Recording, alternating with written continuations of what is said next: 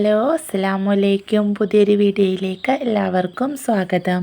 അപ്പോൾ വീഡിയോ ഇഷ്ടമായ ലൈക്ക് ചെയ്യാനും സബ്സ്ക്രൈബ് ചെയ്യാനും നിങ്ങളുടെ അഭിപ്രായങ്ങൾ കമൻ്റായിട്ട് അറിയിക്കാനും മറക്കല്ലേ.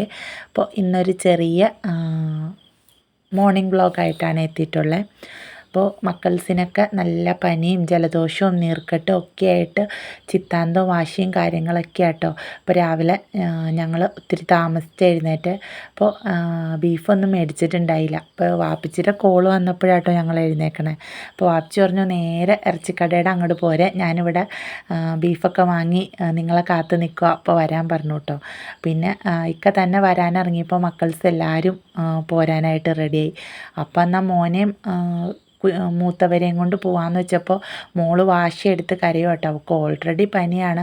അപ്പോൾ പിന്നെ ഇനി ഒന്നോടെ കരയിപ്പിക്കണ്ടല്ലോ എന്ന് വെച്ച് പിന്നെ ഞാനും കൂടെ കൂടി കയറി പോന്നു കേട്ടോ. പിന്നെ അതേ വാപ്പാനെ കണ്ടപ്പോൾ മക്കൾസ് ആദ്യം മോനത്ര മൈൻഡ് ചെയ്തില്ല കേട്ടോ. പിന്നെ അതേ മോളാദ്യം തന്നെ ചാടിപ്പോയി, പിന്നെ മോനും പോയിട്ടോ. അപ്പോൾ വാച്ചി വീട്ടിലേക്കുള്ളതും ഞങ്ങൾക്കുള്ളതും ഇറച്ചിയൊക്കെ ആദ്യം തന്നെ ഡിക്കിയിൽ റെഡിയാക്കി വെച്ചിട്ട് വീട്ടിലേക്കുള്ളത് അങ്ങ് കൊണ്ടേ കൊടുത്തിട്ട് പൊയ്ക്കോന്ന് പറയും കേട്ടോ. അപ്പോൾ ഇന്ന് ഉച്ചക്കത്തേക്കുള്ള ഫുഡ് ഉമ്മച്ചി അവിടെ ഉണ്ടാക്കിയിട്ട് തന്നു വിടാമെന്ന് പറഞ്ഞ്. എന്നാന്ന് വെച്ച് കഴിഞ്ഞിട്ടുണ്ടെങ്കിൽ മക്കൾസിന് രണ്ടുപേർക്കും സുഖമില്ല.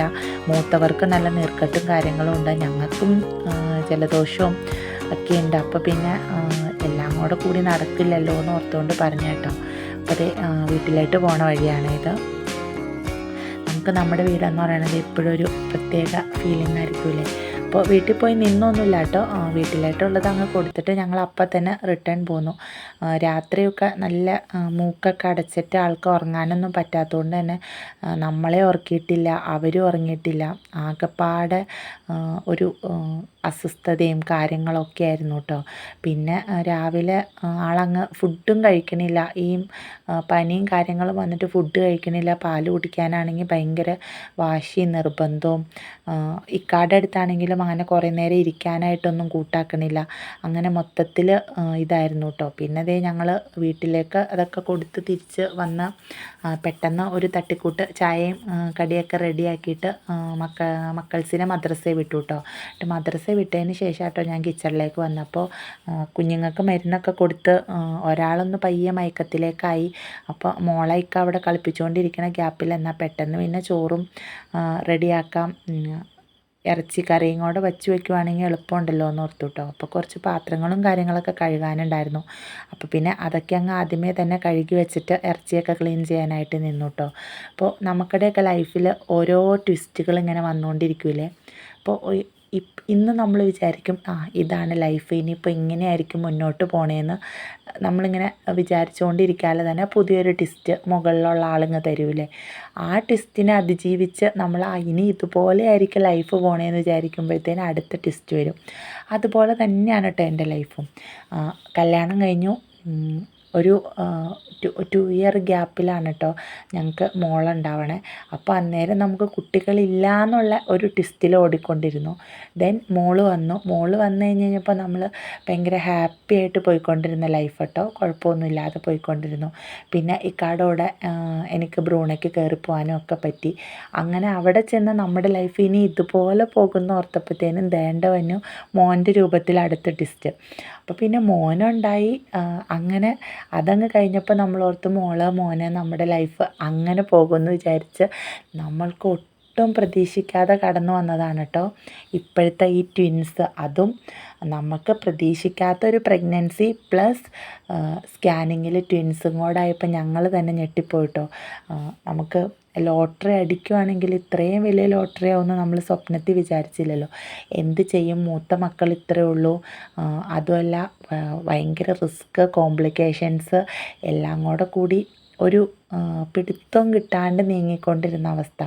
ദെൻ അവിടെ നിന്ന് നമ്മൾ അതിജീവിച്ച് ഒരു പ്രകാരം ഒരു 7-8 മാസം എത്തിയപ്പോഴത്തേനും വന്നു പെട്ടെന്ന് സർജറി കഴിഞ്ഞു. NIC വാസമൊക്കെ കഴിഞ്ഞ് വീട്ടിൽ വന്നു.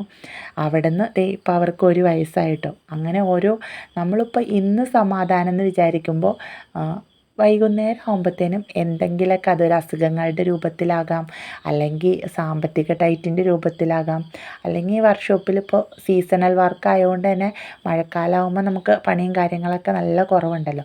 അപ്പോൾ അങ്ങനെ എന്തെങ്കിലുമൊക്കെ ടിസ്റ്റുകൾ ഇങ്ങനെ സംഭവിച്ചുകൊണ്ടേയിരിക്കും കേട്ടോ.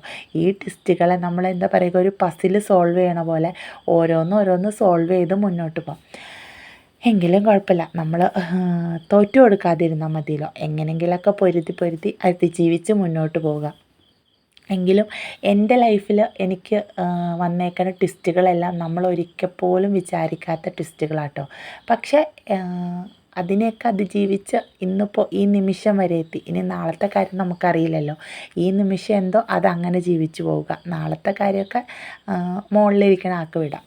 ഇൻഷാ അല്ലാ നമ്മുടെ ലൈഫ് മുന്നോട്ടേക്ക് എന്താണെന്ന് എല്ലാം എഴുതി തിട്ടപ്പെടുത്തി വച്ചിട്ടുണ്ടല്ലോ.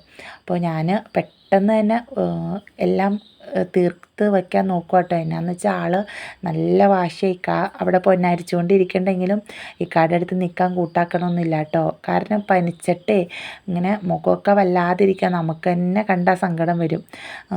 ആൾക്ക് എന്ന് വെച്ച് കഴിഞ്ഞിട്ടുണ്ടെങ്കിൽ ഓൾറെഡി കുറച്ച് ചിത്താന്തം കൂടുതലുള്ള കൂട്ടത്തിലാണ്.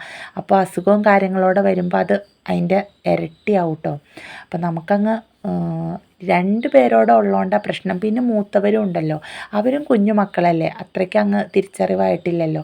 അസുഖങ്ങൾ കാര്യങ്ങൾ വരുമ്പോൾ 4 പേർക്കും എല്ലാത്തിനും ഞാൻ തന്നെ വേണം. ആ ഒരു നിർബന്ധത്തോടെ വരുമ്പോൾ നമുക്ക് പറ്റണില്ല, ആരെയും മാറ്റി നിർത്താൻ പറ്റില്ലല്ലോ. അതുകൊണ്ട് തന്നെ പെട്ടെന്ന് അങ്ങ് പണി കഴിച്ച് വെച്ച് കഴിഞ്ഞിട്ടുണ്ടെങ്കിൽ അവരുടെ കൂടെ തന്നെ അങ്ങ് മാക്സിമം സ്പെൻഡ് ചെയ്യാമല്ലോ എന്നോർത്ത് വേഗം തന്നെ പിന്നെ ബീഫ് വയ്ക്കാനുള്ളതൊക്കെ നോക്കിയിട്ടോ. അപ്പോൾ മൂത്തവർ മദ്രസ വിട്ട് വന്നതിന് മുമ്പിട്ട് തന്നെ ഈ പരിപാടികളൊക്കെ തീർത്ത് വെച്ച് കഴിഞ്ഞാൽ പിന്നെ ഫ്രീ ആയില്ലോ. പിന്നെ ക്ലീനിങ്ങും കാര്യങ്ങളും ഒക്കെ ആയിട്ട് അങ്ങ് നിന്നാൽ മതിയല്ലോ എന്നോർത്ത് പെട്ടെന്ന് തന്നെ പണികളൊക്കെ തീർക്കുവാണ് കേട്ടോ. അപ്പോൾ നമ്മൾ സംസാരിച്ചുകൊണ്ടിരുന്നതാ ലൈഫിലെ ട്വിസ്റ്റല്ലേ. അപ്പോൾ നിങ്ങൾക്ക് ആർക്കെങ്കിലും അങ്ങനെ തോന്നിയിട്ടുണ്ടോ? ഒരിക്കലും ഇങ്ങനെ സ്മൂത്തായിട്ട് ഒരു ലൈഫും പോകില്ല കേട്ടോ. ഏറ്റക്കുറച്ചിലുകൾ ഇങ്ങനെ ഉണ്ടായിക്കൊണ്ടിരിക്കും. പക്ഷെ ചില കയറ്റങ്ങളും ഇറക്കങ്ങളും നമ്മൾ അതിജീവിക്കാൻ കുറച്ച് പാടുപെടൂലേ, അതുപോലെ തന്നെയായിരുന്നു കേട്ടോ എൻ്റെ ഈ ടിൻ പ്രഗ്നൻസിയുടെ കാര്യം. ഇപ്പോൾ അത് പ്രഗ്നൻസി സ്റ്റോറി ആയിട്ട് ഇൻഷാ അല്ലാ ഒരിക്കൽ ഡീറ്റെയിലായിട്ട് തന്നെ പറയാം കേട്ടോ. അതിനുള്ളതുണ്ട്, ഒരുപാട് അനുഭവങ്ങളുണ്ട്. ഇപ്പോൾ ഇത്രയും ഇയറിൽ എല്ലാ രീതിയിലുള്ള അനുഭവങ്ങളും ഉണ്ട് കേട്ടോ. അതൊക്കെ വലിയ കഥയാണ്.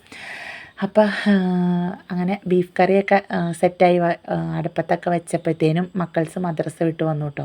പിന്നെ ചോക്ലേറ്റും ചോറും ഒക്കെ ഉണ്ടായിരുന്നു മദ്രസയിൽ. അപ്പോൾ അത് ആദ്യമേ തന്നെ ചോക്ലേറ്റ് തന്നു കേട്ടോ. അത് എന്ത് കിട്ടിയാലും ഒരു വീതം എനിക്കും കുഞ്ഞാവുകൾക്കും കൊണ്ടുവരും കേട്ടോ. അത് നമ്മൾ എത്ര വേണ്ടാന്ന് പറഞ്ഞാലും ആ ഒരു വീതം നമ്മൾ കഴിച്ചാലാണ് കേട്ടോ അവർക്ക് സന്തോഷം. അതിങ്ങനെ എന്താ പറയുക, നമുക്ക് വേണ്ടിയിട്ട് കരുതി അവർ കൊണ്ടുവരുവേ. പിന്നെ ചോറൊക്കെ വേഗം പ്ലേറ്റിലേക്കിട്ട് ഞങ്ങളെല്ലാവരും കൂടി ചോറൊക്കെ കഴിച്ചു കേട്ടോ. അതും ഒരു സന്തോഷമല്ലേ. കുറച്ചാണെങ്കിലും ആ ഒരു നേർച്ചച്ചോറ് ഒരു വാ കഴിച്ചാലും അതിനൊരു ഭയങ്കര ടേസ്റ്റുമാണ്, പ്രത്യേക സന്തോഷമാണ്. എല്ലാവരും കൂടി ഒരു പ്ലേറ്റിൽ നിന്ന്. അപ്പോൾ വാപ്പിയും മോളും ആദ്യം കഴിച്ചുകൊണ്ടിരുന്നിടത്ത് പിന്നെ മോനും വാപ്പിയായിട്ടോ, പിന്നെ ഞാനും കുഞ്ഞും കൂടിയിട്ട് അങ്ങ് കഴിച്ചു. അപ്പോൾ ഇതൊക്കെയാണ് ഞങ്ങളുടെ വിശേഷങ്ങൾ. പിന്നെ മക്കൾസിനെയും കൊണ്ട് അങ്ങ് ഹോസ്പിറ്റലിൽ പോയി. പിന്നെ ഹോസ്പിറ്റലിൽ പോയി തിരിച്ച് വന്നപ്പോഴത്തേനും വീട്ടിൽ നിന്ന് ഉച്ചക്കത്തേക്കുള്ള ഫുഡും കാര്യങ്ങളൊക്കെ കൊണ്ടുവന്നായിരുന്നു കേട്ടോ. അങ്ങനെ വലിയ തിരക്കുകളും കാര്യങ്ങളും ഇല്ല, എന്നാൽ അസുഖങ്ങൾ കൊണ്ട് നിറഞ്ഞ് ഞങ്ങളുടെ ഇന്നത്തെ ദിവസമൊക്കെ അങ്ങ് കടന്നു പോയിട്ടോ. മക്കൾസിന് അസുഖം വന്നാൽ തന്നെ മൊത്തത്തിൽ എല്ലാവരും ഒരു ഡൾ മൂഡായിരിക്കുന്നേ. അങ്ങനെ ഇന്നത്തെ ദിവസം ഇത്രയൊക്കെയുള്ള വിശേഷം. അപ്പോൾ ഇഷ്ടമായി കഴിഞ്ഞാൽ ലൈക്ക് ചെയ്യാനും സബ്സ്ക്രൈബ് ചെയ്യാനും മറക്കണ്ട കേട്ടോ. അപ്പോൾ വീണ്ടും നല്ലൊരു വീഡിയോയിൽ കാണും വരേക്കും. Bye friends.